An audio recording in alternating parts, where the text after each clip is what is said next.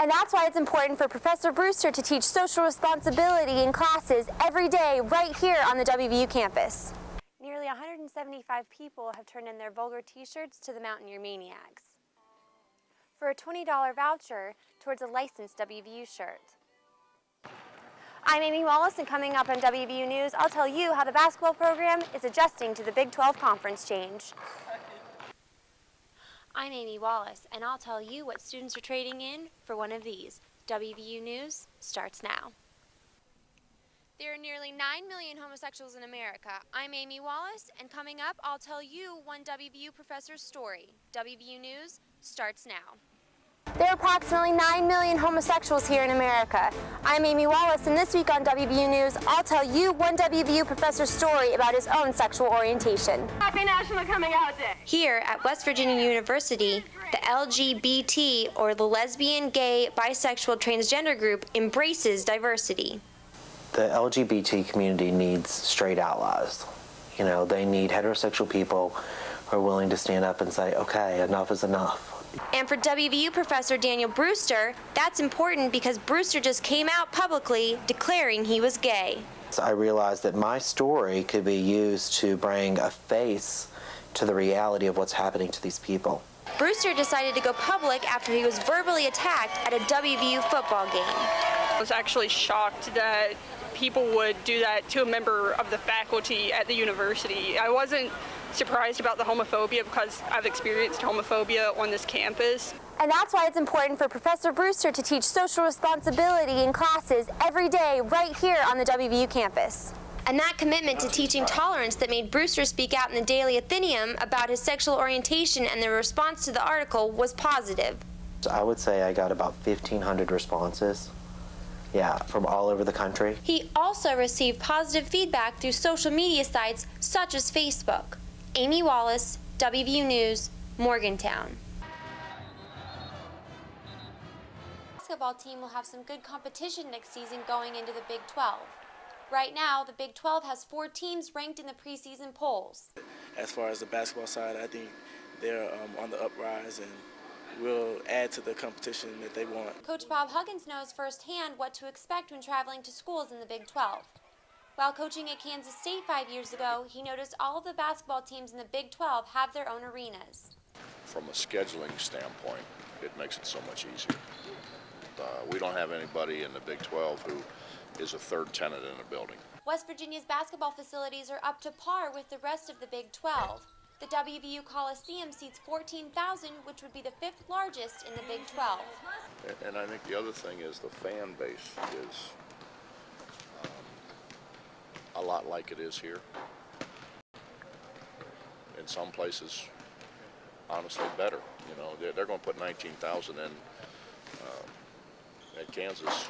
Doesn't matter who they play. The men's basketball team advanced to the Final Four after winning the Big East Championship 2 years ago. The Mountaineers will begin Big 12 conference play right here in the Coliseum next season. And for basketball freshman Keaton Miles, who's from Dallas, joining the Big 12 could help his fan base be able to come and watch him play. They don't have to fly all the way here or to Las Vegas when we play in Las Vegas. They just come up the street or a couple hours. The Mountaineers are 4-4 against next year's Big 12 teams and will play Kansas State in Wichita on December 8th and Baylor in the Las Vegas Classic on December 23rd. Amy Wallace, WVU News, Morgantown.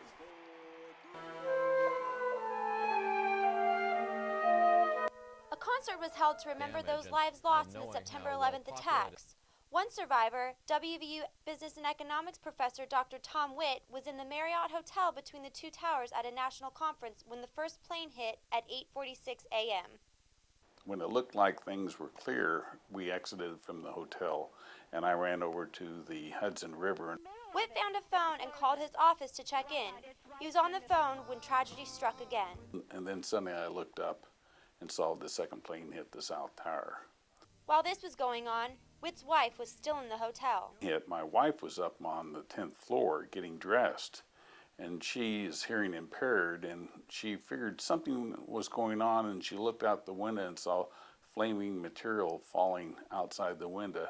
While the attacks were happening in New York, Former WVU President David Hardesty was on his way to Washington, D.C. when he heard about the first plane hitting the North Tower.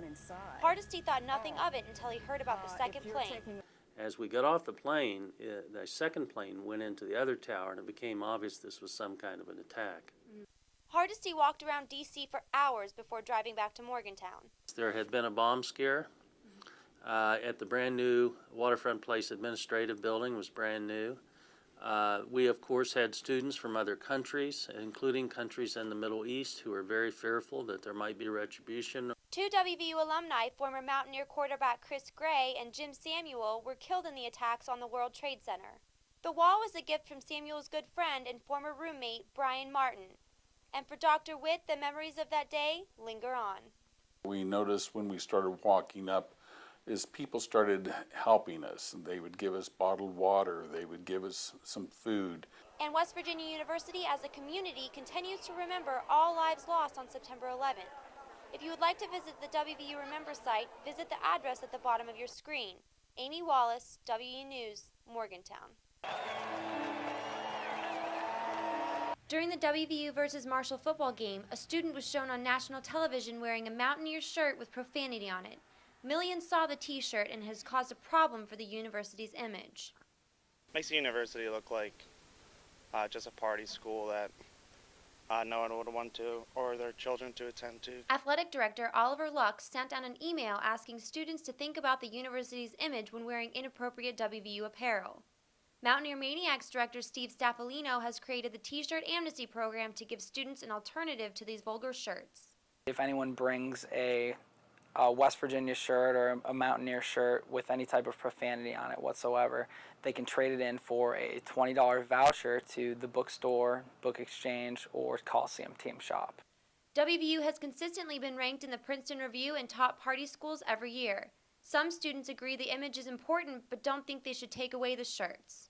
But I disagree with you trying to take t-shirts away from students. As long as they can just wear them on their own, like recreational use, instead of at football and baseball games. The program has been going well so far. Nearly 175 people have turned in their vulgar t-shirts to the Mountaineer Maniacs for a $20 voucher towards a licensed WVU shirt. And we've collected over 10 shirts out of our office. Students and fans can bring in their shirts anytime between 9 and 3 Monday through Friday in the Mountaineer Maniacs office in the Student Organization Wing of the Mountain Lair. Amy Wallace, WVU News, Morgantown.